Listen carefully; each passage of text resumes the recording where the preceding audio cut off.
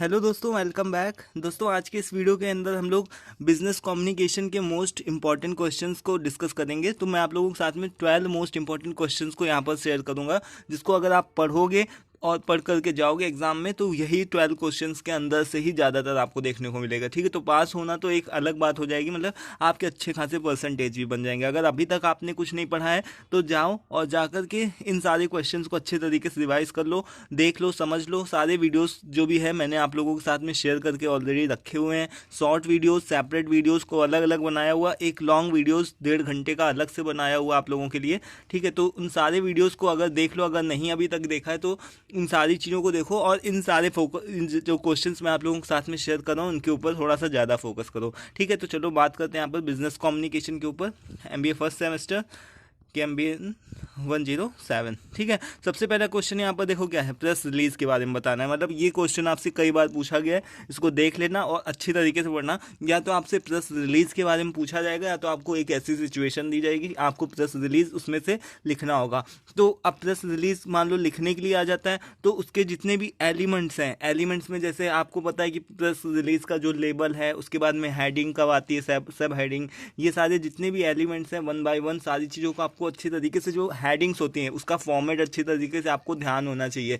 जो भी press release का फॉर्मेट है उसको देख करके जाइएगा और उसको भी मैंने आप लोगों के साथ में शेयर किया किस तरीके से प्रेस रिलीज लिखी जाती है। इसका भी वीडियो मैंने अलग से सेपरेट बनाया, उसके एलिमेंट्स कौन कौन से हैं, जैसे बॉयलर प्लेट हो गया, ये सारे जो भी हैं मेजर, आपको सारे एलिमेंट्स पता होने चाहिए। तो प्रेस रिलीज एक इंपॉर्टेंट क्वेश्चन में से एक आता है। इसके बाद में हमारा सेकंड नंबर पे है बिजनेस एटिक के बारे में पूछा जाता है। जो भी मैनर्स होते हैं बिजनेस में से रिलेटेड, बिजनेस में किस तरीके के मैनर्स होने चाहिए, अलग अलग मैंने आप लोगों के साथ में शेयर किया। इसका भी अलग डिटेल्ड वीडियो भी शेयर किया है, अलग से सेपरेट वीडियो भी है। और एक 1.5 घंटे वाली क्लास में भी आप लोगों को बताया था कि जो भी हमारे मैनर्स आते हैं उसके अंदर आपके टेलीफोन से रिलेटेड मैनर्स आ गए कि टेलीफोन में किस तरीके से बात करना है। ठीक है, ऑफिस में, वर्क प्लेस में किस तरीके से आपको रहना है, कहाँ किस तरीके से बैठना है, उठना है और किस तरीके से बोलना है। ठीक है, और जहाँ पर आपका डाइनिंग मैनर्स, मतलब डिनिंग मैनर्स हो गया कि खाते समय किस तरीके से बात करना है। तो ये सारे बिजनेस एथिक्स के अंदर आ गया था। इस क्वेश्चन को अच्छे तरीके से देख लेना, एक लॉन्ग क्वेश्चन में इसको भी ये भी कवर होता है। फिर उसके बाद में ग्रुप डिस्कशन आता है। तो ग्रुप डिस्कशन आपसे शॉर्ट में भी पूछा जा सकता है और अगर होगा तो कभी लॉन्ग में भी 1-2 बार पूछा गया है। तो ग्रुप डिस्कशन क्या होता है, इसके ऊपर भी हम लोगों ने डिस्कस किया था कि ग्रुप डिस्कशन एक्चुअल में क्या होता है, कितने लोग होते हैं, कितने टाइप का ग्रुप डिस्कशन होता है और किस कौन कौन से चीज़ों के लिए ग्रुप डिस्कशन का यूज़ किया जाता है। मीटिंग्स के लिए भी यूज़ किया जाता है और कभी कदा तो एबिलिटी को भी चेक किया जाता है। एक जो भी एम्प्लॉयर होता है वो एम्प्लॉय की एबिलिटी को चेक करने के लिए ग्रुप डिस्कशन भी करवाता है, कंडक्ट होता है। तो उसमें कौन सी बातों का ध्यान रखना है, कौन सी बातों को इग्नोर करना है, नहीं करना है ग्रुप डिस्कशन के दौरान में, इन सारी चीज़ों को देखना है। फिर आपको देखो आता है आपका 4th नंबर पे रिपोर्ट के बारे में कि एक आपको रिपोर्ट बनाने को भी दिया जा सकता है कि आपको रिपोर्ट बनाओ और रिपोर्ट के अंदर कौन कौन सी उसके टाइप्स होते हैं और उसकी जो मेजर हेडिंग्स होती हैं, कौन कौन सी हेडिंग्स होती है। लाइक अगर आप कोई भी रिपोर्ट को तैयार कर रहे हो तो उसमें कौन कौन सी हेडिंग्स को लिखोगे। सबसे पहले आप क्या लिखोगे, उसके अंदर जो भी रिपोर्ट का टाइटल है उसका कवर पेज बनाओगे, उसके बाद में एक्नॉलेजमेंट लिखोगे, है ना। फिर आओगे सब जो भी है इंट्रोडक्शन, बैकग्राउंड, है ना, जो भी आपका कंक्लूजन है। इस तरीके से सारी हेडिंग्स को भी मैंने आप लोगों के साथ में शेयर किया था रिपोर्ट की, तो इसको भी देख लेना जा करके। इसके अलावा यहाँ पर देखो 5th नंबर पे क्या है, 3x3 writing process. 3x3 writing process क्या है, जब भी कभी भी हम राइटिंग को लिखने के लिए जाते हैं तो हम लोगों को 3 स्टेजेस से गुजरना रहता है। प्री राइटिंग स्टेज, उसके बाद में राइटिंग स्टेज और फिर रिवाइजिंग स्टेज। ठीक है, तो 3 स्टेजेस हैं। अब तीनों के अलग अलग सब पार्ट्स भी होते हैं। इन सारे सब पार्ट्स के ऊपर मैंने अलग से भी डिटेल वीडियो बनाया, उसको भी जा करके देख लो। ये सारे जितने भी क्वेश्चन हैं सबके ऊपर मैंने अलग अलग वीडियो बनाया। ठीक है, इसको मैं बार बार इस वजह से बता रहा हूँ कि अगर नहीं इसको देखा है तो देख लो, जाकर के समझ लो, सारी चीज़ों को अच्छे से याद करके जाओ। ठीक है, फिर अब देखो उसके बाद में हमारा नेक्स्ट आता है कम्युनिकेशन का स्ट्रक्चर। कम्युनिकेशन का स्ट्रक्चर में हमारे एक आता है सर्कल कम्युनिकेशन का स्ट्रक्चर बिजनेस के अंदर, कि जिसमें सभी लोग क्या करते हैं, एक एक करके बैठे होते हैं और एक एक करके बात करता है। एक हमारा होता है स्टार। स्टार में क्या होता है, सभी लोग एक दूसरे से आपस से ही कनेक्ट होकर के बात कर सकते हैं। एक होता है वाई, मतलब कि वाई कब होता है, वाई स्ट्रक्चर कब यूज़ होता है, जैसे जब कभी हम 2 बॉस की बात मानते हैं, जैसे हमारे जैसे मान लो 2 पेरेंट्स हो गए, मम्मी पापा हो गए, तो हमारे दोनों लोगों की एक एम्प्लॉयज़ को बात माननी रहती है, बच्चों को बात माननी रहती है ना, तो दो लोग क्या होते हैं, ऑर्डर देने वाले होते हैं, बाकी जो भी होते हैं उसको फॉलो करने वाले होते हैं, उसको में क्या बनता है, वाई स्ट्रक्चर बनता है। ठीक है, और भी अलग से इसके एक दो और है, एक और आपका व्हील आता है, यानी कि एक मिडिल में बैठा होता है और क्या होता है, चार लोग, मतलब वो क्या करता है, सभी लोगों से कम्युनिकेट करता है, यानी कि एक बॉस हो गया और वो इधर भी ऑर्डर दे रहा है, इधर भी ऑर्डर दे रहा है, इधर भी दे रहा है और इधर भी दे रहा है। तो इस तरीके से वो क्या होता है, व्हील आपका स्ट्रक्चर होता है। तो कम्युनिकेशन स्ट्रक्चर के ये 3-4 टाइप हैं। नहीं, अगर आपको देखना है, अगर आपने नहीं देखा है वीडियो तो उसको भी देख लो जा करके। लॉन्ग वीडियो 1-1.5 घंटे का देख लो, पूरा टाइम निकाल करके सारी चीज़ें अच्छे से समझ में आ जाएगी। फिर नंबर 7 पे देखो, कॉन्फ्रेंस। और ये क्वेश्चंस जो भी होते हैं, या तो आपसे लॉन्ग में पूछा जाएगा तो तीनों को ही साथ में पूछा जा सकता है, और अगर शॉर्ट में पूछा जाएगा तो शॉर्ट में एक एक करके कॉन्फ्रेंस के बारे में बताओ, उसकी डेफिनेशन बताओ, सेमिनार क्या होता है, वर्कशॉप क्या होता है।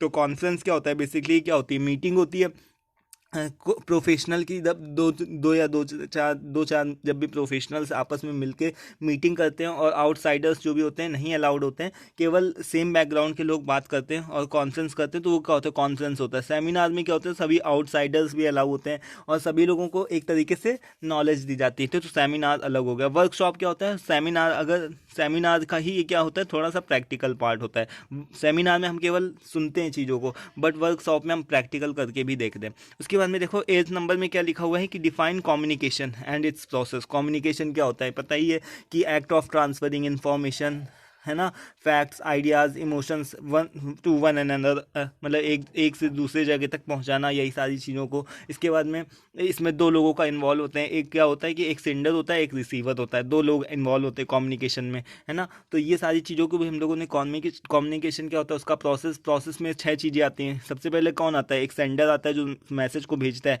फिर कौन होता है, एक रेसिपेंट, मतलब सेंडर, मतलब एक जो बोलने वाला है, जैसे मैं बता रहा हूँ, है ना। उसके बाद में एक मैसेज होगा, जिससे कि मैसेज जो मैं डिलीवर कर रहा हूँ, जो भी मैं इन्फॉर्मेशन को दे रहा हूँ, ठीक है। उसके बाद में क्या प्रोसेस आता है, हमारा सेंडर हो गया, मैसेज हो गया, और हमारा चैनल या टूल, जिस भी टूल से मैं या मीडियम से बात करता हूँ, जैसे कि हम क्या कर रहे हैं, आपस में ऑनलाइन कनेक्ट होकर के बात कर रहे हैं, तो ये हमारा क्या हो गया, चैनल, टूल या मीडियम हो गया। उसके बाद में फिर क्या हो गया, हैंडलिंग ऑफ द मैसेज, कि हम किस तरीके से हैंडल कर रहे हैं, यानी कि मेरी बात आप तक सक्सेसफुली पहुँच पा रही कि नहीं, तो ये हो गया handling of the message. Handling of the message के बाद में फिर आता है हमारा नेक्स्ट होता है, हैंडलिंग ऑफ द मैसेज के बाद में एक होता है हमारा कि ऑडियंस या रिसीवर्स, जो रिसीवर होता है, जैसे कि आप अगर मेरी बात को सुन रहे हो तो आप क्या ऑडियंस हो या फिर रिसीवर हो, ठीक है। उसके बाद में ऑडियंस या रिसीवर के बाद में क्या होता है, फीडबैक होता है। फीडबैक के बिना कम्युनिकेशन सक्सेसफुल नहीं होता है, ठीक। ये 6 प्रोसेस होते हैं। इन 6 प्रोसेस को अच्छी तरीके से लिख करके इनके जो भी है नाम ध्यान रख लेना। सेंडर मैसेज होता है, उसके बाद में सेंडर होता है, देन एक मैसेज जाता है, मैसेज जाने के बाद में क्या होता है, चैनल टूल या फिर मीडियम हो गया, और handling of the message receiver हो गया, और उसके बाद में क्या हो गया, फीडबैक। तो ये 6 चीज़ें आपको ध्यान रखनी है, ठीक है। तो इन 6 चीज़ों को आपको ध्यान रख करके आप लिख सकते हो, इसका कम्युनिकेशन क्या होता है, इसका प्रोसेस क्या होता है। अब देखो बिजनेस लेटर बहुत ही इंपॉर्टेंट होता है, तो आपसे इससे क्वेश्चन भी पूछा जा सकता है कि उसके बारे में बताओ, बिजनेस लेटर क्या होता है, या तो आपसे उसका प्रैक्टिकल भी करवा करके, जैसे कि आपको कोई सिचुएशन दे दी कि इनको लेटर लिखिए, तो इसका मैंने अलग से एक वीडियो बनाया हो जिसमें बताया कि किस तरीके से आपको लेटर लिखना है। जैसे जिसका भी आपको लेटर जब भी लिख रहे होगे, जिसको भी लेटर लिख रहे होगे, उसका नाम बाद में आएगा, सबसे पहले आपका नाम आएगा, और टू और फ्रॉम का वहाँ पर यूज़ नहीं होगा, जैसा कि अभी तक हम करते आ रहे हैं। तो बिजनेस लेटर इस तरीके से लिखा जाता है, उसका फॉर्मेट मैंने आप लोगों के साथ में शेयर किया था कल ही रात को, देख लीजिएगा वो भी वीडियो, ठीक है। 7C ऑफ और एलिमेंट्स का होते हैं कम्युनिकेशन के, ये भी एक बहुत इंपॉर्टेंट क्वेश्चन। 7C क्या होते हैं, जैसे हमने बताया था ना, क्लियरिटी, करेक्टनेस होनी चाहिए, कॉन्क्रीटनेस होनी चाहिए, ये सारी चीज़ें जो भी होती है 7C के उसके एलिमेंट्स होते हैं कम्युनिकेशन के। सारी चीज़ों को देख लेना, मैंने अलग से भी वीडियो बनाया इसका भी, ठीक है। फिर देखो 11 नंबर पे आ जाओ। 11 नंबर में क्या है कि राइटिंग स्किल्स क्या होते हैं, फिर इफेक्टिव राइटिंग स्किल्स क्या होती है, उसके अंदर आपको सारी चीज़ें बतानी कि उसका इंपॉर्टेंस क्या है इफेक्टिव राइटिंग का, है ना। इफेक्टिव राइटिंग क्यों यूज़ होती है, थोड़ा सा ये क्या होता है, टाइम कंज्यूमिंग प्रोसेस होता है, और थोड़ा सा कॉस्टली भी होता है, क्योंकि इसमें कागज़ का भी यूज़ होता है, पेंसिल, है ना, इन सारी चीज़ों का यूज़ होता है। तो ये जो फेस टू फेस या ओरल कम्युनिकेशन होता है, उससे थोड़ा सा कॉस्टली भी होता है और थोड़ा इसमें कॉम्प्लिकेटेड भी होता है। तो राइटिंग प्रोसेस जो भी होता है, राइटिंग स्किल्स जो भी होती है, बहुत इंपॉर्टेंट होती है किसी भी बिजनेस को सक्सेसफुल बनाने के लिए। जैसे कि कोई भी अभी देख लो, कोई भी डॉक्यूमेंट शेयर करना होता है, कुछ भी होता है, तो राइटिंग के ही स्किल्स के थ्रू ही किया जाता है। भले ही हमारे पास में सारी चीज़ें हों, ऑनलाइन हो, बट अब अगर हम कोई भी चीज़ को इन्फॉर्मेशन शेयर करते हैं तो वो लिख करके ही शेयर करते हैं। तो जब तक हमारी राइटिंग स्किल्स अच्छी नहीं होगी तो फिर हमारा बिजनेस भी अच्छे से रन नहीं करेगा। फिर नंबर 12 पे देखो, 12 नंबर पे क्या है कि एक कम्युनिकेशन से रिलेटेड बैरियर क्या होता है। तो कम्युनिकेशन के अलग अलग बैरियर होते हैं, जैसे इमोशनल बैरियर हो गया, साइकोलॉजिकल बैरियर हो गया, फिजिकल बैरियर हो गया, टेक्निकल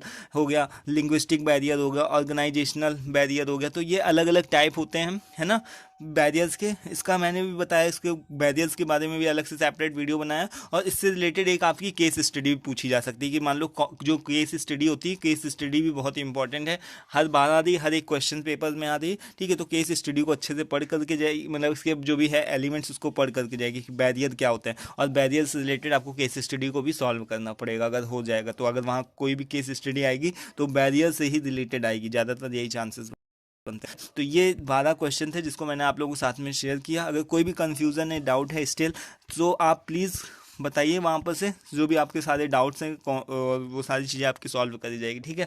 तो दोस्तों, वीडियो पसंद आया उसको प्लीज़ लाइक कर दीजिएगा, ठीक है। और नेक्स्ट वीडियो में हम लोग स्टैट्स वगैरह के बारे में डिस्कस करेंगे।